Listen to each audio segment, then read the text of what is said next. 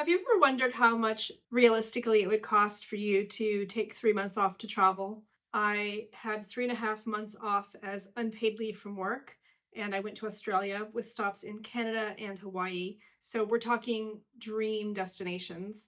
I'm going to give you a breakdown of how I decided how much to spend, what I spent in each category, and the overall total, as well as did I stick to my budget and what would I do differently. I lived in the UK, so this was represented a lot of travel. And I'd say Hawaii and Australia are pretty difficult to fit into like a normal 2 week holiday. Honestly, the numbers might be a bit shocking. They actually were to me a little bit as well. The idea of this time was I was going to disconnect and think about what my future would hold. So I wasn't planning on doing lots of excursions. I wasn't going to be doing lots of guided tours. It was more of a slower pace, or at least that was the intention. And I also plan to do some house sitting to bring some of my travel costs down. Well, to bring down some of the accommodation costs. And I guess the food as well, because if you're in someone's home, you can cook. My travel plans were to travel solo for 3.5 months, primarily in Australia. And I also took a Trans Pacific cruise to get there. I started planning this probably 4 or 5 months in advance because I remember asking for permission and I got like a kind of initial yes, but it needed to go to a more executive level decision. But with that initial yes, I started my planning. From a financial point of view, I'd already been saving. I was in a fortunate position of basically living below my means. I started doing some digging into how much things ought to cost. Initially, I thought about 120 pounds or maybe 160 US dollars per day would be all right overall. It is a lot of money. And yes, it could have been cheaper if I'd chosen different destinations, but these are the places I wanted to go. So I just wanted to keep it realistic. So, how did I arrive at 120 pounds a day? A couple of things I did. There is a website called Cost of Living, and it does like lots of calculators. And I think it's basically like anyone can submit information for their town. And it gives you a good sense of what individual items cost in a different location. And you can also do city comparisons. So, for example, I was able to compare the city I used to live in versus the city I was visiting, and just to give you a sense of what things might cost. And then you also know what your own personal spending is each day. If you go out for a coffee every day, which is a famous example. I also looked at a lot of YouTube videos and blog posts and anything where people were talking about how much they were spending. So, for example, Reddit's a really good example. And just to understand, I knew that for my Canada part, I would be in hotels and would probably would need to go out to eat. And for Hawaii, I was going to be in hotel part of the time and also at a friend part of the time. And then in Australia, it was going to be a mix of hotels and also staying as a house sitter. So during the travel planning phase, I actually went and looked up what hotel rooms would cost and I started putting them in a spreadsheet. I also looked up what different activities would cost and I looked at flights. I used like Skyscanner or Google Flights to just price things out, just to get a sense. I knew that it wasn't going to be exact because my dates were going to be different. Also factoring in the number of nights. So it's just easy enough to multiply these things. During the planning phase, I wasn't quite sure where I was going to be. I considered places like Philippines and Indonesia, so I was putting in some costs on that just to kind of get a sense. But in the end, I didn't go to those places. But actually, I have since been to the Philippines, and I will make some content about that, including what things cost. If you're interested, hit the subscribe button and you'll be informed when that video comes out. Basically, I ended up with a kind of half-assed spreadsheet of estimates, and it's fine. I did have some anxieties about how well I would stick to it, but thankfully I had saved up quite a bit and I knew I had the house sitting to fall back on. So when I'm house sitting, it's usually just a chance to rest. I'm not going out very much. I'm definitely not partying or anything like that. It's very much, I do work in the day, I be productive, maybe just walk around. And of course, I'm looking after sweet little kitties, and sometimes they can be more demanding. But anyway, I'm really not the best person to advise on saving or finances or budgeting. I think it really depends on your spending style and what your income is, and I don't know, I guess just your overall outgoings. So I won't cover like how to save. I just know that I personally save money by not doing a lot of shopping. I do a lot of house sitting these days, and so I don't pay regular rent. That's a different story. I kind of miss having a home, but we'll see. Maybe one day soon. I'm not traveling luxury style typically.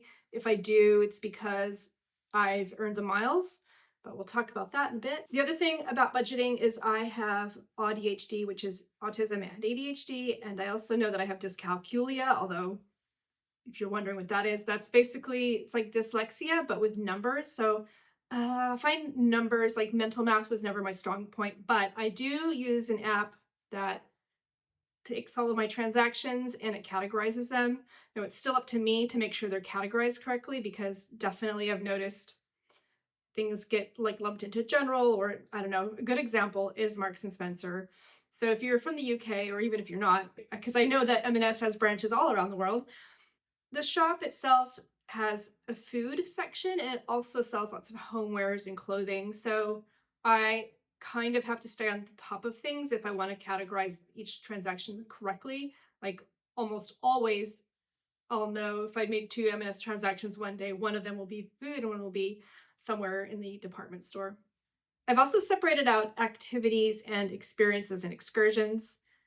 And then I have all of kind of the other expenses. I also have cash and visa costs. So did I manage to stick within my daily limit? Yeah, the answer might surprise you. It kind of surprised me because I actually only did these calculations a couple days ago. I've been avoiding it. Plus it was a fair amount of work. Okay, so here's the spreadsheet. But yeah, let's go into the breakdown. I listed out the place I stayed as well as the location, the number of nights, and the total cost for that stay. I also included the cruise in that, and also I did a 3-day tour that had included 2 nights of accommodation. I was tempted to separate out the cruise and this 3-day tour because they included, well, the cruise included food. The 3-day tour included some food. And in the end, I just decided to keep it under accommodation because it's just simpler. And because I was also calculating what things cost per night, or what the average was, because the bulk of that is the accommodation, I've kept it in that category. So quite easily that my 2-night tour on for the Margaret River, which was 3 days, 2 nights, was the most expensive by far, even more expensive than the cruise. Here you can see things like my cat sitting, that didn't cost me anything. I didn't include what my food costs were because I broke those out separately. Okay, so in terms of accommodation, the total amount was $8,461, and it averaged out at £85 a night, which is still kind of a lot of money. Like if I was traveling in cheaper countries, that wouldn't be anywhere near that. It would probably be half. I also separated out the ground transportation from flights. Okay, so let's look at flights. In terms of flying, I flew to Canada first, and I had about 5 nights in Regina in Saskatchewan. And then I flew to Vancouver and caught a plane to Hawaii. And the reason I went to Hawaii on this instance was because my cruise was leaving from Honolulu. And then I had 4 internal flights in Australia. So within Australia, I was in Sydney, I went up to Queensland, Cairns specifically, and I was also in Western Australia, so flew into Perth. Coming back, I went from Sydney to Honolulu on Hawaiian Air, and I actually was going to stay with a friend. I did stay with a friend, I should say, for 4 nights. And then from there, I went to Los Angeles, and then from Los Angeles back to London. I treated myself. I went on upper class on Virgin, but I had a bunch of miles. So my actual cost was basically just the taxes, and so that was about £400. So total flights, 2,667. Next, we have ground transportation. And it was just too painful to try to break it out by every single minute category. So the overall category, because like I said, I'm using this app, £585, and that included any type of taxi, Uber, or train, wherever I was during this time period. Next was my activities, excursions, and I guess the kind of fun stuff that isn't like day-to-day living expenses. I really wanted to make the most of this experience. So that's what I did. I wasn't holding back. Okay, so first on the list is my travel insurance. It was only £142. That seems really cheap now, but I also know I was less than 50 then. Also at the bottom, we have the Australian ETA, which is the electronic visa that you get through the app on the phone. And I also have the New Zealand one. Australia was £10, New Zealand was £8, so it's pretty affordable. The New Zealand one is good for 2 years. So when I made my last trip, I actually got to use the same one. So that was kind of nice. I saved 4 whole pounds. Other expenses. The last item on the list is something specific to the cruise. It's something called The Key. I think I got a few perks, but one of them, the main one, was the internet, which I really wanted. And I think I got priority boarding anyway. That broke out to £17 a day. I had my app break things down a little bit better for me. So I have a category called shopping. That tends to be things like clothing. I know that while I was away, I also bought a USB light for filming, but I tend to use the window anyway, it's just easier and isn't as blinding, I guess. So personal care was things like if I had to get some shampoo or soap. I also got a haircut at one point. The cash is cash I got at a cash point. The biggest one was going out, so that's restaurants and pubs. And then groceries came in at $7.08. I made a note that when I'm house sitting, oftentimes I can just use some of the basics. So I use their cooking oil if I need to borrow a little bit of flour or something like that. So I'm not necessarily having to restock a kitchen every time. I didn't include anything that I'd be paying for anyway back home. So it doesn't include my phone or what I was paying for my storage unit or any kind of ongoing subscriptions. So it's just things that I needed on the ground there. So that came out to $4,135. By now you want to know what the total was, and the total was 16,947 pounds, or about 22,500 US dollars. And yeah, it's a lot of money. And that does seem like a shocking amount of money for 3 months. I also have this note in my planning that says, as long as I do twice as many cheap days as expensive ones, I should be okay. So did I stick to my daily budget? Let's have a look. So if you look at the per day, if I subtotal everything apart from my other expenses, then it was 129 pounds a day. I guess when I was doing my original planning, I wasn't thinking about so much of the excursions. I also don't think I was thinking about things like haircuts. I was mostly concerned about the big expenses, flights, accommodation. Was I even thinking about food? I'm not even sure. I think maybe a bit, or maybe I was assuming I would be just doing a lot more cooking than I did. A lot of times though, I was out, I just wanted to grab food and not have to think about packing a lunch. So I think that's kind of what happened. I mentioned how I was had a little bit of anxiety about how I was going to manage all of this solo. And it's true. The day after I arrived in Sydney, I actually had plans to travel to Cairns. But when I got to the airport, my flight had been canceled. So, I mean, after a little bit of a meltdown, I decided I probably ought to just stay in Sydney. So that actually was a huge amount of money, because I'm looking at the expenses now. 4 nights at the Ace Hotel was £550. And I don't think I would have had those nights in Sydney. I ended up having to rebook the Cairns trip. So what happened was I just stayed in Sydney for the 4 nights and then flew to Perth as scheduled. I think I just had to change one of my flights. So yeah, these things unfortunately happen, and there's not a lot you can do about it. I think in hindsight, I might have looked at how to claim it on travel insurance, but that was just beyond my capacity at that point in time. I was so overwhelmed. So like I mentioned, I've hinted at, I've since done a 6-month around the world trip, and I have a lot of stories and lessons I can share about that. So if you want to hit the subscribe button, I will be making that content when I can, hopefully in the next few months. I think in terms of saving money, the biggest takeaway is that I definitely should have moved around less. But, you know, in the end, 3 months isn't a lot of time if you're covering a lot of ground in a place like Australia. So, and I was also hinging things around where my cat sits were. In hindsight, I completely regret going to Canada because, first of all, I was there because I wanted to investigate some of the origins of my great-grandparents. But if I had known and been more persistent, I would have found out that they had lost a court case record, which is the one I was looking for. So basically, I spent 4 days on the ground and learned not a lot. I did get to visit the archives. I actually spent quite a few hours in the archives, and I have since seen some interesting records, but I'm almost positive they're all ones that have already been digitized. So, as a genealogist, that's a huge fail on my part for not planning and like really digging into what is available.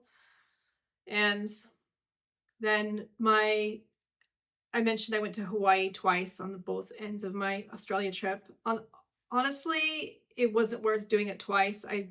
It cost me extra money because I was flying. I think I was just being a little bit wimpy about having to do a really long flight from Australia to North America. I don't think that by flying to Hawaii, I don't think it saved me that much time. So I mentioned that this cruise was expensive. I think I could have saved more money. In fact, I know I would have saved more money if I'd waited last minute to book it. I was definitely chatting to some of the other guests and I was like, oh yeah, I paid more than I should have.